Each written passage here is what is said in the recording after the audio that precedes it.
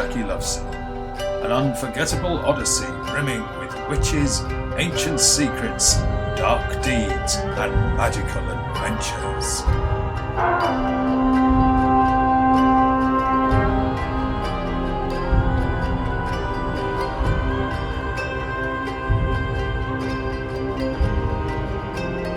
Episode 3. As above, so below.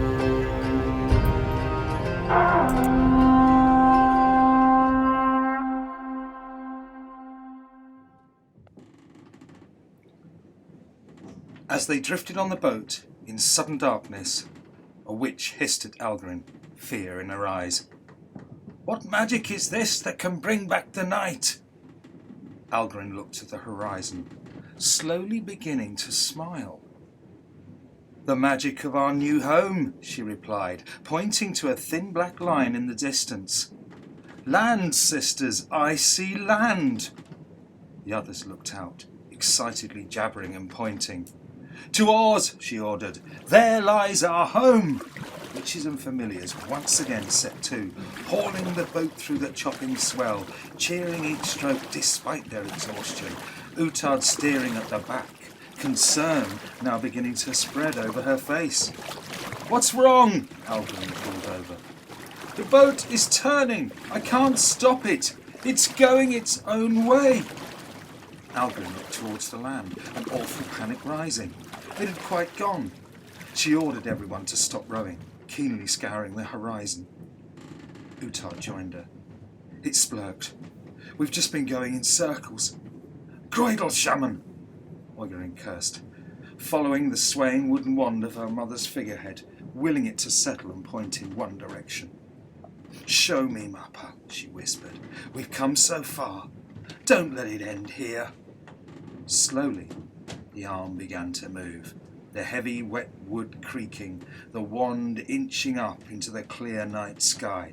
Algarin following its aim, seeing an ominous dark shape circling above and a vivid burst of orange flame against the moon.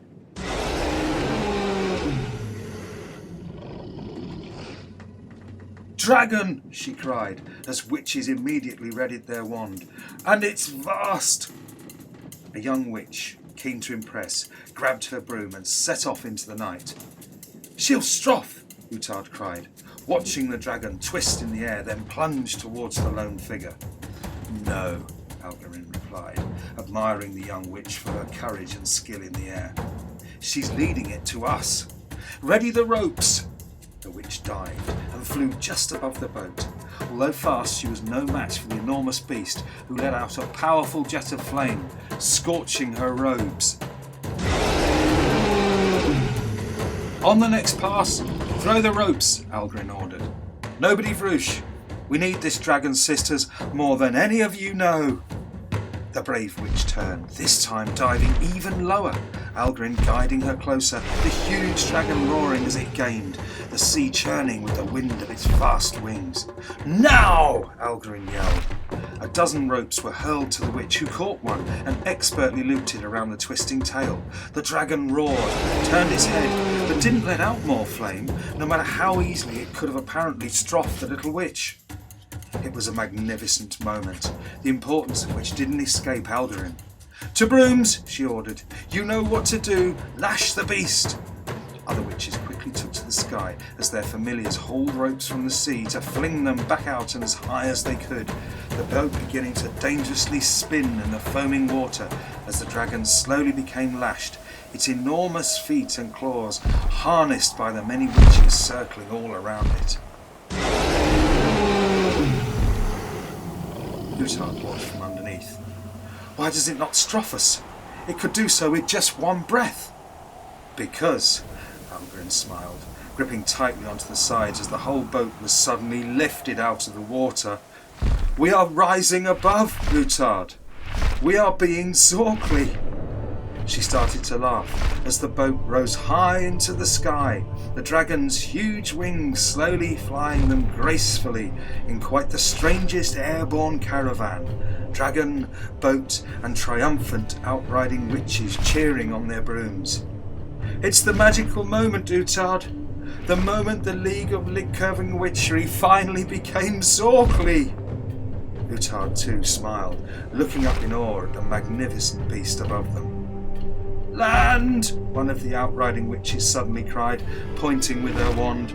"I see it, Algarin!"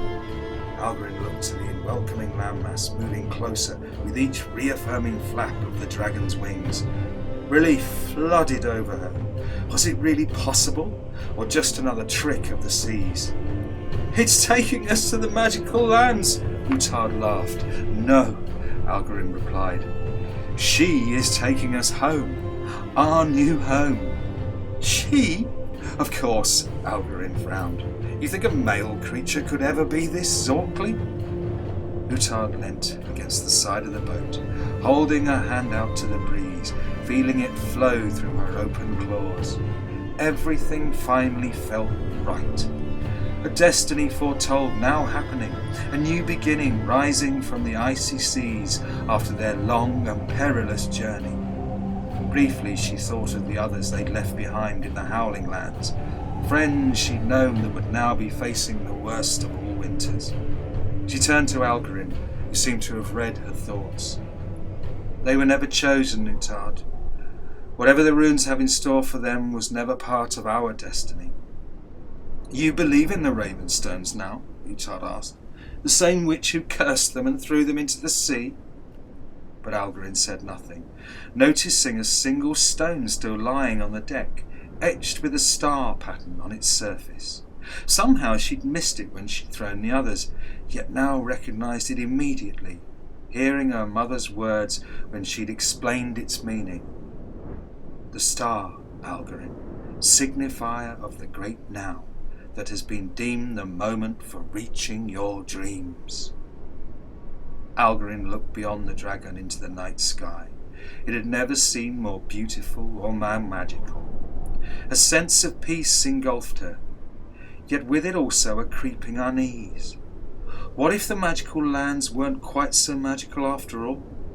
What really lay in store for them there? What creatures lived in such a place where great dragons freely flew out to sea? How many would there be? What powers would they have? Would they welcome a weary band of creature witches, or simply strough them on sight? Just what had she really brought her fellow sisters to? She watched, with slightly heavy heart, as her joyous witches and familiars eagerly pointed at the rapidly approaching horizon, trying but unable to fully share their joy. Utard joined her. "There are splurk times ahead?" Algarin half smiled. "There are always splurk times somewhere. We just have to hope ours are less so." Utard nodded, looking back over the side of the boat as a sudden shaft of sunlight broke from the horizon, the dragon letting out a deafening roar as it fell across its face. "She greets the new dawn," Algarin observed, watching the land below gradually light up in a sweeping series of pink and golden flashes. "I think it's time for us to greet our new home." Witches and familiars watched the unfolding scene below. The lands were vast, so much bigger than anything they'd ever known, stretching interminably in all directions, the sea now a distant memory, reduced to a thin blue glittering line in the far distance. The dragon seemed to know exactly where it was taking them, as it followed a wide river upstream, a golden ribbon bordered by high mountains, forests and lush green meadows. "Have you ever seen such beauty?" Utard gasped. She felt the sun on her face basking in its warmth. "What food cannot fail to grow here?" She grabbed Algarin by the shoulders. "Everything is plentiful. No more will we starve or have to search for firewood. Truly, Algarin, your Muppa was right. It is magical." Above, the dragon slowed, its huge wings billowing back to hold the air as it hovered, and now slowly began to descend. "It's lowering us!" the witch cried. "Be ready to cut the ropes," Algarin ordered, watching the ground rise up and trying to judge the moment. Above, the dragon appeared to be concentrating just as hard, its huge head checking the descent on either side of the boat. Now!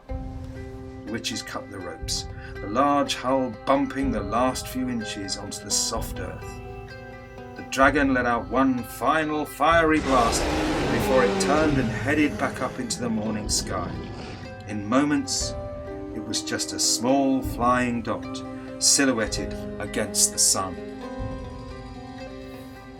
For a while, there was simply silence, as witches and familiars cautiously helped one another onto the lush, mossy ground. Circling witches on their brooms landed, they too in quiet awe of their new surroundings. They were on the edges of thick woodland by a large open flatland in the bottom of a steep-sided valley. A river gurgled through the middle, the only noticeable noise in the vast landscape. Algrin scanned the mountainsides, then set her eyes to the woods, shafts of sunlight dropping into the gloom like plunging swords.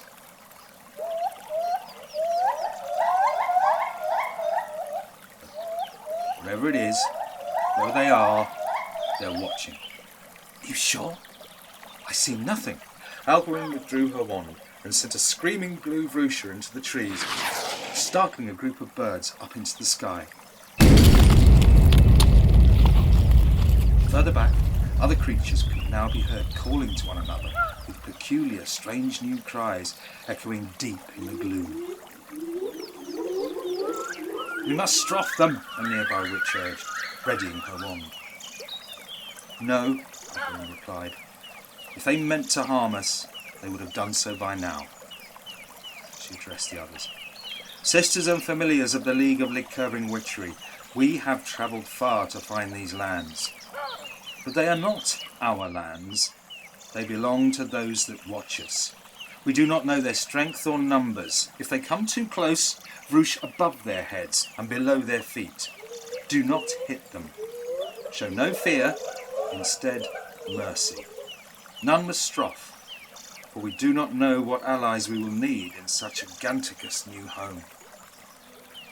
But if we stroff some, the others will leave us alone, the witch insisted. Algrin bent down and whispered in her ear, Sister, you have come all this way, only to stroff over some splurked words? The witch swallowed hard. No, because if anyone stroffs today, then so too will you. I'll roosh above their heads and below their feet, the witch muttered. Good, Algrin replied, lightly tapping her hat with her wand. It would be such a shame to stroff you, but I would. You know that, don't you? The witch nodded, admonished. Next, Algrin turned to the familiars, pointing into the woods. Take axes. Bring 4 of the straightest, strongest trees. She instructed a group of witches to go with them before turning to the rest. Dig 4 holes, 1 for each post. She pointed to the boat. Empty it of everything. We will turn it over. It will be the roof of our new home. The first great hall of the League of Lig-Curving Witchery.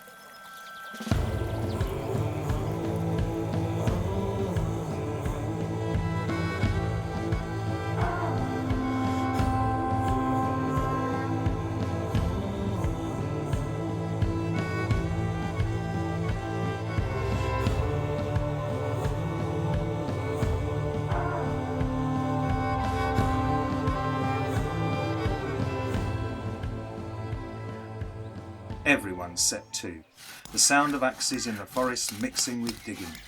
The great cauldron was set on the ground, then 4 posts set into deep holes around it.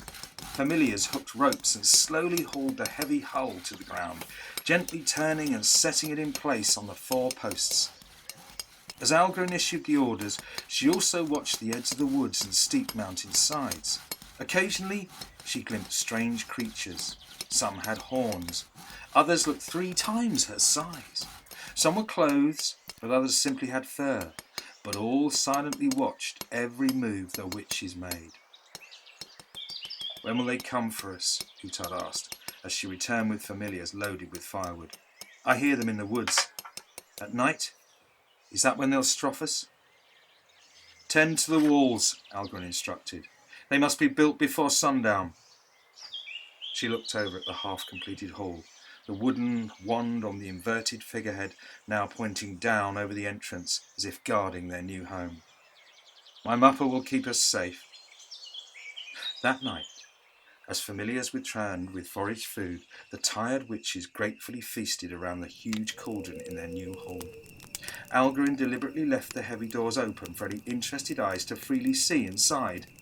Several cautiously approached, lured by the orange glow, briefly peering in at the strange new visitors before hurriedly scurrying away. They're twizzled by us, Utard observed. They know the magic in our wands. Algarin nodded. They must understand that we will only take what we need from their land and no more. There will be peace, if they are peaceful too. But others will soon hear about us. They might not be so peaceful. Algarin said nothing, lost in her thoughts as she watched the flames dance under their heavy cauldron. She had achieved her destiny, journeyed and found Majickal Lands, yet deep in her witch's heart, she also knew that really, what ended with her was merely the beginning for so many others. She had done all she could, and would rule for as long as time would allow. But as for the future, she smiled briefly to herself. She would have thrown the Ravenstones one more time if she still had them. But would she really want to know what lay in store? Instead, she walked to the open doorway to where her mother's figurehead now looked to the stars, her wand pointing at the ground. As above, so below, she quietly said, climbing up onto the roof and staring at the stars far above her head.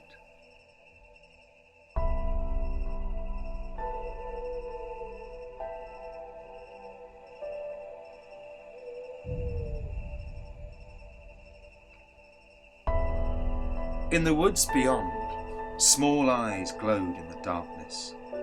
How long would such a deliberate peace last?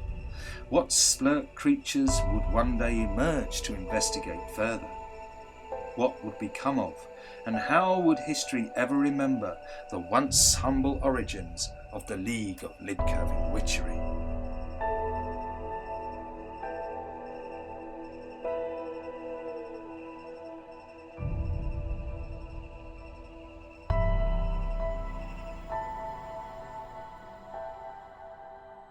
Many years later, as Algarin took her final breath, much had inevitably changed, and in the generations that followed her death, changed further still.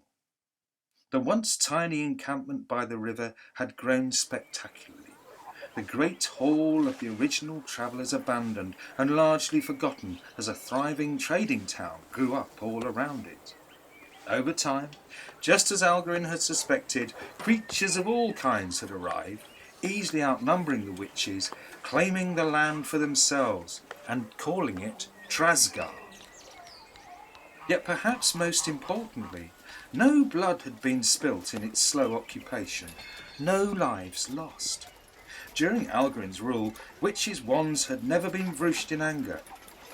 Following her passing, Trasgar grew once more, creatures of all kinds arriving in this most beautiful and plentiful of all places before settling and building homes, the surviving witches quite unable to stop them. How could they? The land belonged to the creatures in the first place. The witches were merely visitors, but as such they were tolerated, mostly seen as strange objects of mild amusement. Some creatures had heard how the witches had once supposedly crossed the icy seas in the same rotten boat that now stood abandoned on pillars in the centre of the village, but quickly dismissed it as simply a clotterburst old spuddle not even worthy of the telling. The spirit, the fight, the pride of the League of Lidcurving Witchery had all but vanished. It would take another special witch to make them Zorkly once again.